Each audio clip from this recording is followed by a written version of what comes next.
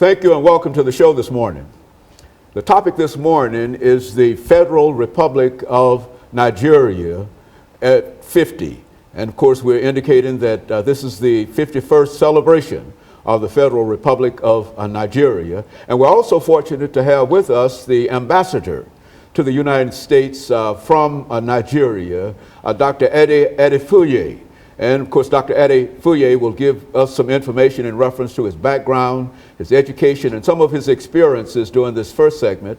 And then after we have our first commercial break, we'll come back and talk about the great Federal Republic of Nigeria. And of course, Dr. Adefuye, let us start off by having you to give us some information about, for the first 6 minutes, about your background, your education, and some of your experiences that eventually led you to the chief representative of the Federal Republic of Nigeria to the United States of America.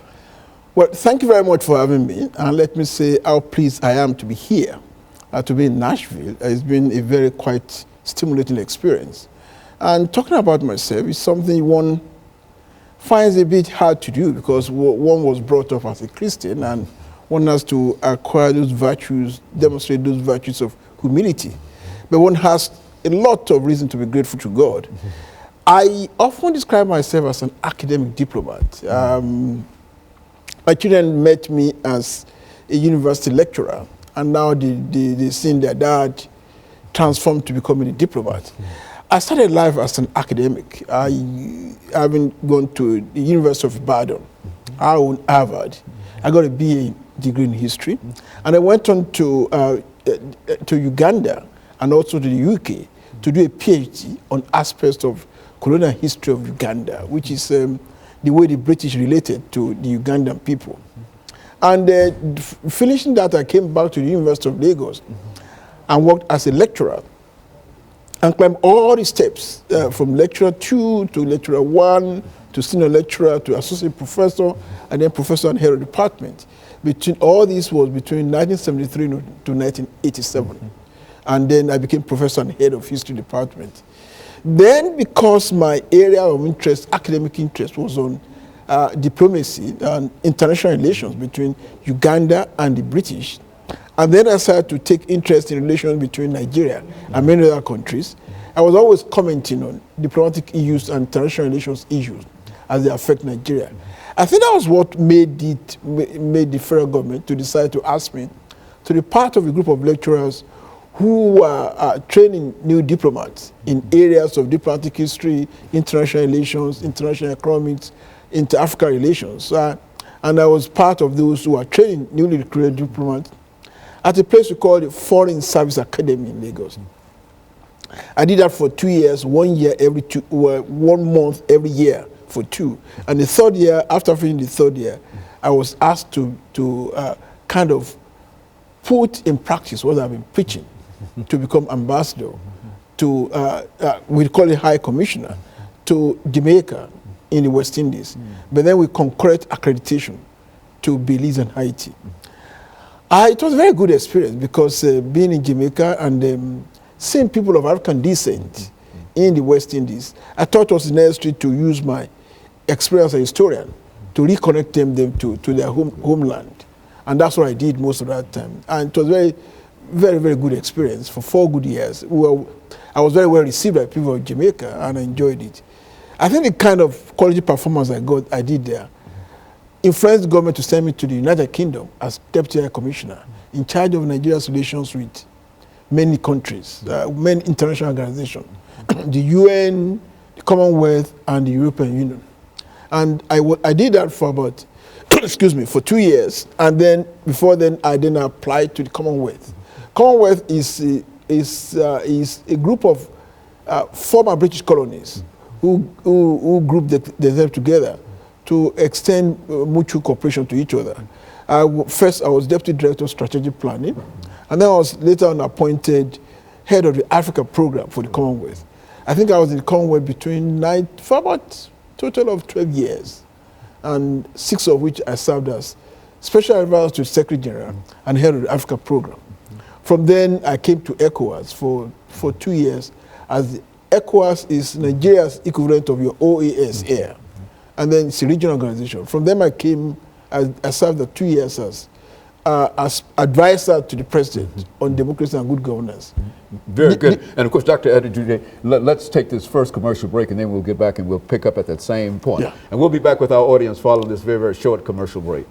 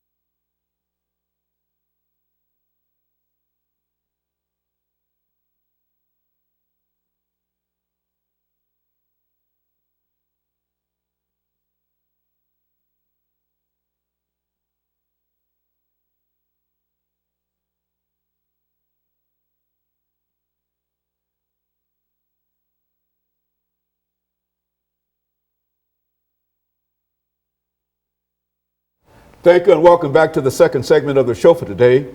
We're talking to the ambassador for the Federal Republic of the West African nation, Nigeria. And he's given us some information in reference to his background, his education, and some of his experiences. And now we would like to, Dr. Adefuye, to talk about some other aspects of it, to talk specifically, since this is the 51st anniversary of the Federal Republic of Nigeria, to talk about, and as a scholar in a real sense in reference to colonialism and et cetera, talk about some of the events and some of the situations over the next 8 minutes that eventually led you to independence.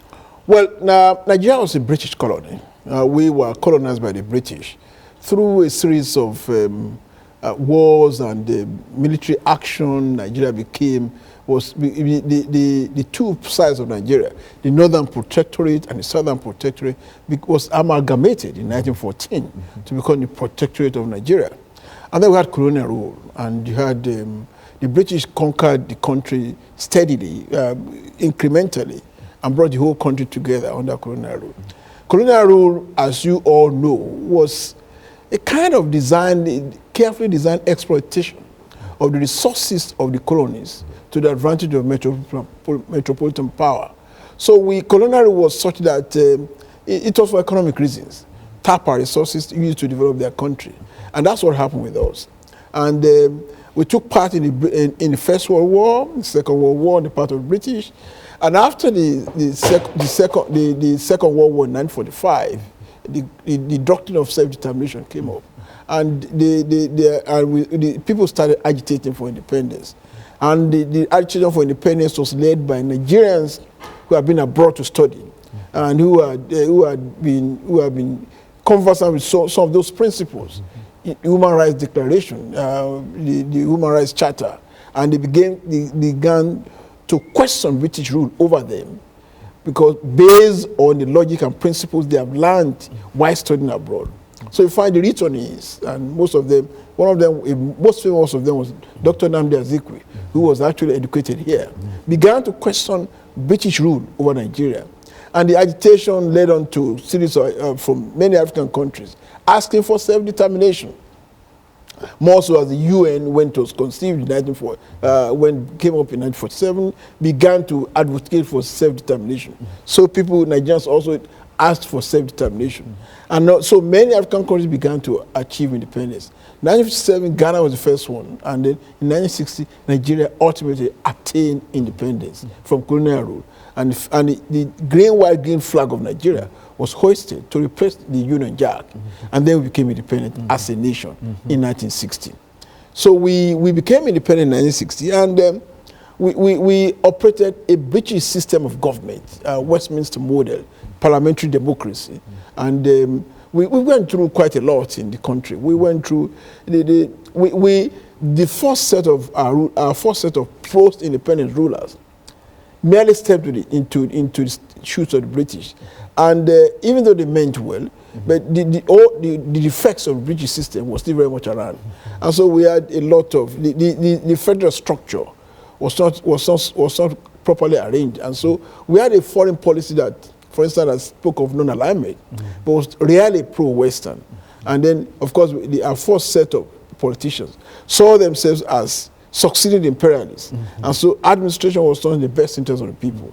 That led to agitation among the various political parties, leading to the first overthrow of the civilian government, and then a civil war, which we fought 1967 to 70. And then, but by the end of the civil war, it was clear to everyone that Nigerians will have to live together as the same people. And so the civil war ended with General Yakubu Gowon, who became head of state, saying that no victor, no vanquish, that nobody would ever question the territorial integrity of Nigeria. And we were prepared to live together as one indivisible set of people. So since then, and a lot of things happened after this. But during the Civil War, one good thing was that oil was discovered in commercial quantity, and Nigeria became an oil-producing country. Right now, we're the fourth largest supplier of crude oil to the United States. So we became, and then there was agitation for a change of the constitution. Quite a number of people believe that the Westminster model was not quite suitable. And that was why we had a military coup, we had constitutional problems and all that. And then we decided to adopt the American type Republican Constitution. And so that's what we are currently practicing right now. And so we have a Republican type Constitution with a presidential system, governors in states, president in the center, and that's what we've been. I mean, that's not been without. I mean, that's what some of the political scientists, some of us say that it's not the system of government that matters; it's the way it is administered. In spite of the change from the Westminster model to the Republican system, from British system to the American system, we still had military coup d'etats. We have had so many military coup d'etats, many military takeover of government. Like we had, there was one in 75, there was one in 79, there was one in 83. But right now, people are tired of military rule. Since the collapse of the Berlin Wall and the end of communism and the wave of democracy all over the world, people are now beginning to question the rationale for military rule. So we've got to a system whereby democracy as a system of government has become established in the country. And we may have our problems, but we will not allow any set of soldiers to come and take over and take over anymore. And so democracy has come to stay.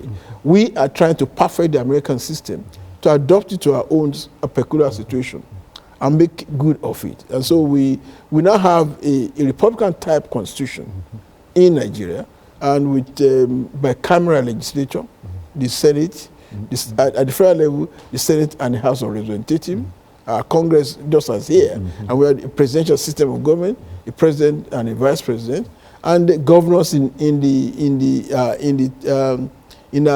36 states with the federal capital territory. So we have a system similar to that of yours. But there are still problems, there are still challenges in the way it is administered. So that's where we are right now. And of course, I think we're getting ready for our first commercial break. And when we come back, Doctor, let's see if we can have you to talk about your mission to the United States of America, because serving 150 million people, you see, in the largest state on the continent of Africa, it simply means that Nigeria is somebody in a real sense, in spite of all of the problems and et cetera. And you were sent here in a real sense to represent that. And so we're going to give you about 10 minutes during this last segment to talk about what you might consider to be your mission here in the United States of America, and how you found the response in reference to some of the things that you're talking about. And that will be this first segment, and then we'll have that second show and deal with some other aspects of it. But that's what we want you to talk about when this next segment starts within the next 15 or 20 seconds, and then we'll be able to pick up at that particular point. And we'll be back with our audience following this very, very short commercial break.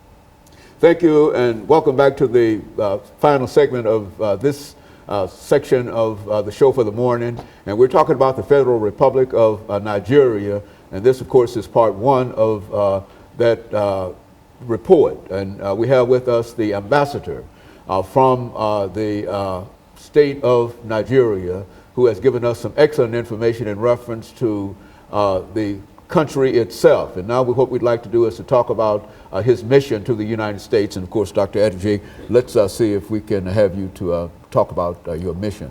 Well, my mission to the United States is not different from that typical of ambassadors. An ambassador to a country is supposed to represent the interests of his own country in his country of accreditation. In my case, United States of America. And I'm expected to promote good relations between my country and the United States, be it in areas of commerce, in areas of culture, in areas of diplomacy, and also to, because we are a developing country and the U.S. is the most powerful nation in the world, most endowed, to see the way in which I can relate to the United States government in a way to help achieve our developmental aspirations. To start with, there are quite a number of I always say there's a commonality and a conviviality of interest between Nigeria and the United States. First, the United States is the country where you have the largest concentration of Nigerians outside Nigeria. And Nigeria as a country is of strategic interest to the United States. First, with a population of 150 million, 1 out of every 5 Africans is a Nigerian. 1 out of every 9 black persons in the world is a Nigerian. And Nigeria is the 4th largest supplier of crude oil to the United States. There are in the United States, there are over 1 million of Americanized Nigerians. That is, people who are born in Nigeria and have taken over the American, they've lived here enough, acquired American passports, and are contributing very positively to the economic development of the United States. So there is that community of interest. And I do know that in the United States officials recognize the strategic importance of Nigeria, because with that kind of population, that kind of strategic importance, and the U.S. being the leading nation in the world, the only superpower, America has taken it upon himself the task of ensuring there's peace and security in the world. If there has to be peace and security in the world, there has to be peace and security. There has to be peace and security in Africa. And if there has to be peace and security in Africa, that peace and security must start from Nigeria. That what the United States government has recognized, and do we also recognize, and that explains the very good nature of relations that do exist between Nigeria and the United States.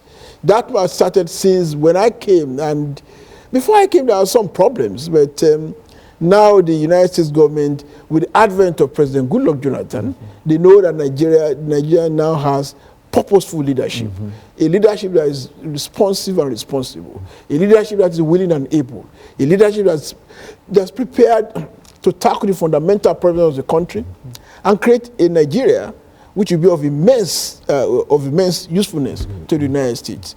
So we enjoyed very good relations, and my job has been to cement that relationship that do exist between Nigeria and the United States. Also, even in our strategic and foreign policy objectives, there's a mutuality of interest. Nigeria and the U.S., we want a world that is free of nuclear proliferation, a world that is free of terrorism, and a world in which the principles of democracy, human rights, rule of law dominate, and a world in which features more of consultation, cooperation, as distinct from confrontation. And that's why our purpose, and we work towards that. Nigeria, for instance, with the active support of the U.S., we are one of the largest contributors of peacekeeping forces to the United Nations. We have been very much in agreement with the U.S. on major policy issues in recent times. We were with them on the issue of Iran nuclear non-proliferation agreement. We were with them on the issue of Libya, the issue of no-fly zone. So we cooperate at the UN to achieve similar global objectives of a world that is peaceful, secure, and ordered. And so part of my objective is to promote that and to promote economic development between the United States and Nigeria. First, and there have been very concrete ways in which we have made this possible. First, we have signed what is called a binational commercial agreement with the United States of America. A binational commercial agreement is the highest level of strategic cooperation that can exist between two countries. The Obama administration has signed that agreement only with the government of Nigeria. And there are 4 major components of that. First one is, we call it governance, transparency, and integrity. Call it GTR. That has to do with good governance, political correctness, and all that, democracy. And within that framework, the United States government assisted Nigeria tremendously when we conducted the last election, which was internationally accepted as very free and credible. The second one is on Niger Delta and regional security. We had this problem in Niger Delta where a number of people took up arms because there was a lot of environmental pollution in the oil producing areas. And we then designed an amnesty policy to encourage those who have been fighting to surrender their arms. The amnesty policy involves retraining of these foreign militants so that can be reintegrated into society. And many of the Niger Delta governments have signed MOUs with the American public and private sectors, retraining them in America. They're all over the place. Then the regional security aspect involves our cooperation to ensure there's peace in the Gulf of Guinea coast. And in addition, in furtherance of that, the American government transferred to Nigeria a big naval warship, USD Chase, which we renamed USS Thunder. Thunder, of course, is the English equivalent of Aradu, which is the word given to the Nigeria flagship in the area. I had the privilege of receiving that ship from the U.S. Coast Guard in San Francisco, and the ship has now set sail for Nigeria. And that ship is supposed to assist us in policing the Gulf of Guinea coast. Most of the oil that we send to the U.S. is from offshore, and with that kind of naval ship, we'll be able to check the activity of smugglers and bunkers and all that in that area. The third component of the Nigerian U.S. Binational Commission is on, we call it energy and investment. Energy in the sense of oil and gas. Like I told you, we are the 4th largest supplier of crude oil to Nigeria. Many American companies are in Nigeria dealing with oil, and they want to increase the quality and quantity of our power generating supply. So many American companies are there helping us to increase the quantity and quality of our power supply. And the fourth one is on agriculture and food security. Agriculture, it involves increasing the quantity of our food production and also mechanizing and commercializing agriculture. On those 4 areas, we have been meeting, and that takes me to Nigeria back and forth. And then and it involves a steady team of officials from Nigeria to the U.S. We meet, sometimes we meet in Washington, sometimes we meet in Abuja. That agreement is due for a review, sometimes in January next year, and we want to extend its perimeters to bring in more issues where we discuss it. So we have a focus and a formal area, format for cooperation among us.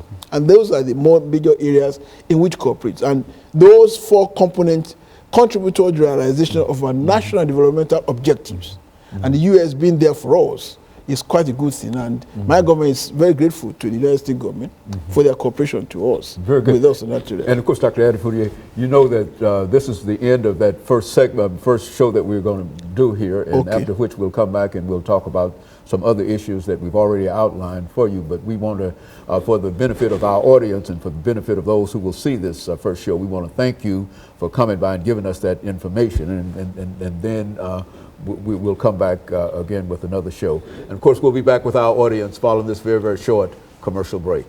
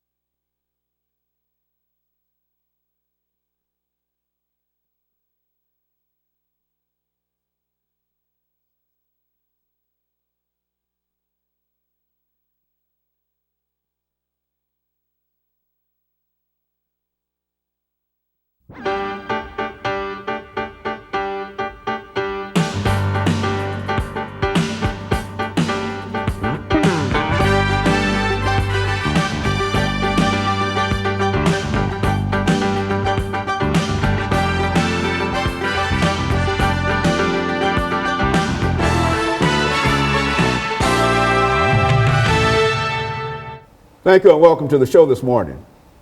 The topic this morning is the Federal Republic of Nigeria at 51 years of age. And of course we have with us to talk about the Federal Republic of Nigeria, Dr. Adefuye. And of course, Dr. Adefuye, let me apologize for that mix-up there. But this is our second segment, second show that we're doing with you, Dr. Adefuye. And what we'd like for you to do is to, during this first segment, make some statements in reference to who you are and why you're here. Yeah. And then we'll almost move immediately into some of those other topics dealing with the economic conditions in Nigeria, the President Goodluck Jonathan, as well as some of the trade and relationships that the United States has with Nigeria. And finally, to talk about the Walmart situation. I'm sure that all of our audience, and especially all business everywhere, is concerned in reference to that relationship. Let's talk about it from that perspective. Well, my name is Adefuye, Ambassador of Federal Republic of Nigeria to the United States of America. I started life as an academic and was professor and head of history department, University of Lagos, before I was asked to be ambassador of High Commissioner for Nigeria to Jamaica with concurrent accreditation to Belize and Haiti. From there, I was moved to London as Deputy High Commissioner in charge of international organizations. And from there, I went to the Commonwealth Secretariat, first as Assistant Director of Strategic Planning, and later on Director of the Africa Program for the Commonwealth Secretariat. I did there for some 6 years before I became advisor to ECOWAS. ECOWAS, the equivalent our own OAS. And from serving in ECOWAS for 2 years, I was then appointed to be ambassador of Nigeria to the United States of America. This is where I am. And I'm in Nashville to see the Nigerian community. As I do going to all the big cities where there's a sizable element of Nigerians in the U.S. Why don't you make some statements about the Nigerian community in Nashville? You've had an opportunity to observe and deal with that. I've been to the mayor. I saw the lieutenant governor yesterday. I was present at the passing out parade for the police here yesterday. And I'm quite impressed with the way the Nigerian community have been absorbed, the way they have been received, the way they have been assisted, the way they have been cooperating with the people in the city. I was just coming from Fisk University, and the students told me how much they're enjoying the place, how much the authorities have been very cooperative, and giving them the conducive environment to study. And they were all very happy with the reception being accorded to them. That is my job. Makes me very happy. So I'm thanking the authorities of Nashville for doing that. Of course, I've enjoyed so many other things. I like the Gayland Hotel. It's first class, and I've been to quite a number of places which I like. So it's a beautiful city, and much more important to me, it's been very friendly to Nigerians.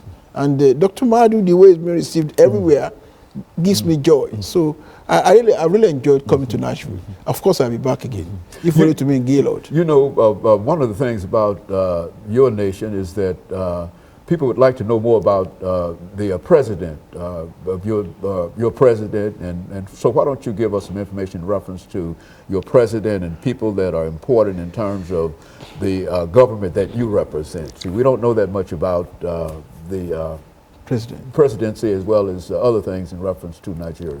Dr. Goodluck Jonathan, our current president, is generally believed to be the best president Nigeria would ever have. Maybe I'm biased because I'm an academic.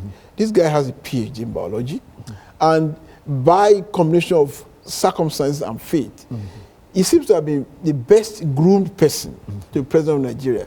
He, from the university, became deputy governor of the state, and because the governor was removed, he became governor.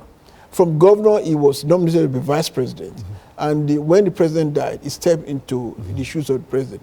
This is a man who kind of went through the mill, observed all the problems, and because of his academic background, he's able to design the appropriate solutions to the government. We are very, very hopeful that under him, Nigeria will get closer to building a Nigeria of our dream. He's focused, responsible, responsive, and what is more important, he was able to organize the first credible, locally accepted, internationally accepted elections. And when he finished that, after the elections, he came up with a transformation agenda. And that transformation agenda is designed to take Nigeria to the next level, and designed to make us take our place as one of the 20 leading nations by the year 2020. And he has appointed, what's more important? Let's stop it for this first commercial break, Okay. Doctor. And of course, we'll be back with our audience following this very, very short commercial break.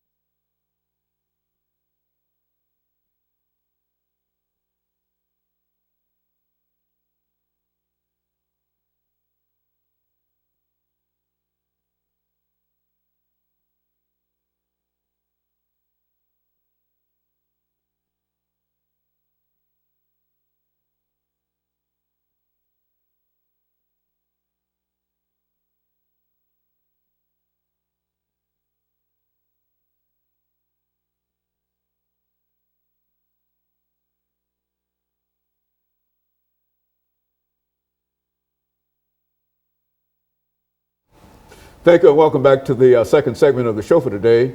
We're talking to the ambassador to the United States from the great state of Nigeria.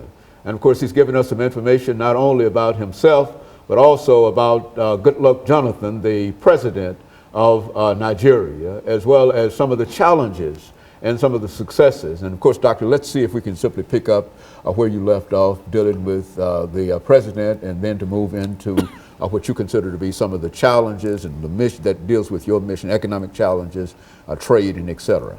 Well, like I was saying, Dr. Goodluck Jonathan seems to be the most qualified person ever to rule Nigeria.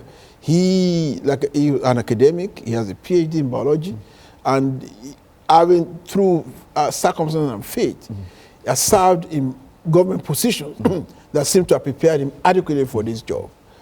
Deputy governor, governor, vice president, president. He learned the ropes. And he's kind of focused. He's responsible. He was able to organize a very credible election, which kind of restored Nigeria's image in the international community. And after that election, he embarked on a transformation agenda designed to improve living standards of the people, designed to remove some of the fundamental weaknesses in our body politics, in our economy, and our society. His economic transformation agenda focuses on creating jobs, so that the restless youths will be able to fit into either the agriculture or the oil industry or another industry, and be able to raise living standards. And in doing that, he's been